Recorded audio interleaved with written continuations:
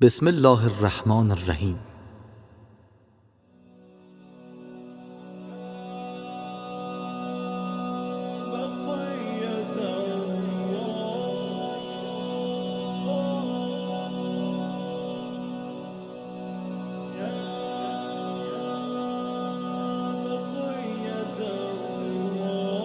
مزار شیخ فؤاد نشان.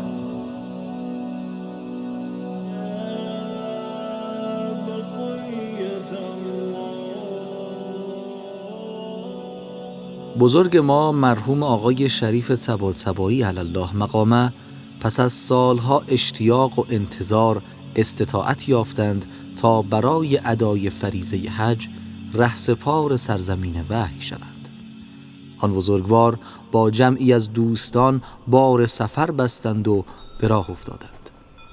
عشق و ارادت به شیخ اجل احصایی علی الله مقامه با تار و پود وجود آن بزرگوار درآمیخته بود.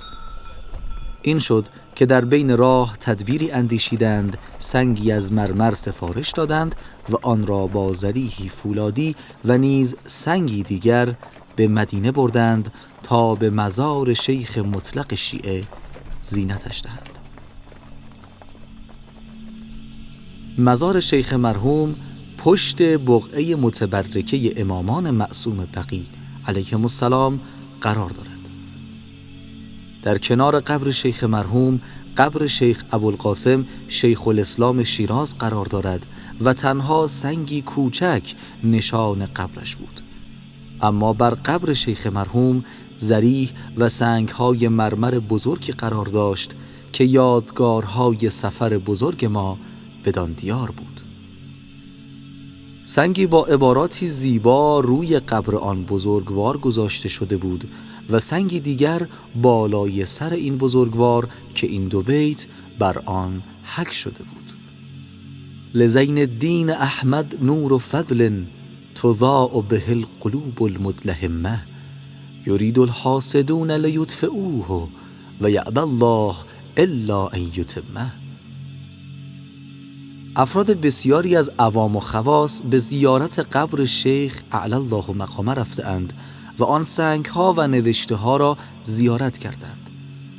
از جمله ایشان مرحوم نوری است که با وجود اعتراضها به زیارت مرقد ملکوتی شیخ احصایی رفت و در پاسخ به آن اعتراضات فرمود: شیخ از مشایخ اجازه روایتی من بودند.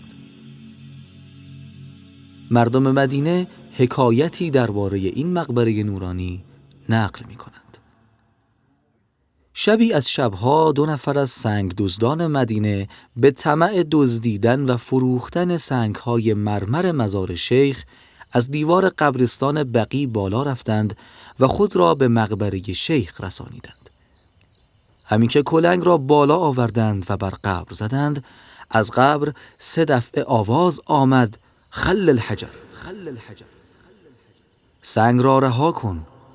آن دزدان گمان کردند این صدا از خارج قبرستان است و اعتنایی نکردند.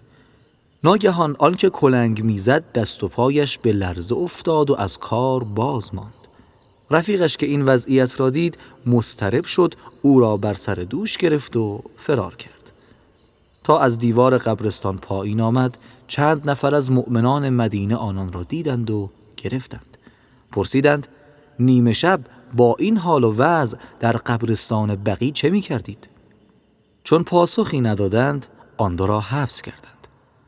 پس از چند روز آنکه فلج شده بود مرد و دیگری جریان را برای مردم بازگو کرد. این کرامت در مدینه شهرت یافت، کرامتی که از قبر عالم ربانی مرحوم شیخ احمد احصایی علی الله مقامه سر زده بود. اگرچه شیخ جلیل در بقیع مطهر به خاک سپرده شد، اما نور او و آثار و برکات وجودی او فراگیر است. اعیانهم مفقوده و آثارهم فی القلوب موجوده. جسم او را خاک فرا گرفت، اما اندیشه او فراتر از خاک‌های اوهام و دشمنی‌ها و تهمت هاست. وجود مبارکی که در روستای مطیرفی احسا پا به جهان گذاشت، نور هدایتش بر حوزه علمی شیعه در نجف و کربلا تابید، آوازه معارفش شهرهای حجاز و ایران و هند را در نوردید و علمش در هر نقطه‌ای یادگاری بر جای گذاشت.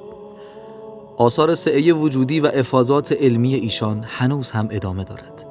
چه رساله ها که سالها پس از وفات ایشان به دست آمده و مشخص شده در روستایی شخصی از ایشان پرسشی کرده پاسخی مرقوم فرموده اند و آن پرسش و پاسخ همانجا به یادگار مانده و اینک بعد از سالها دستیاب گردیده است. و السلام علیه یوم ولد و یوم مات و یوم یبعث حیا.